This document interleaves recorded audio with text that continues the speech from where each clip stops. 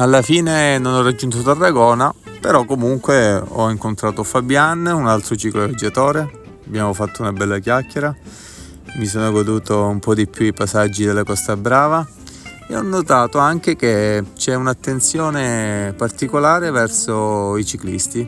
Questo fa sì che riesci a goderti ancora di più il viaggio.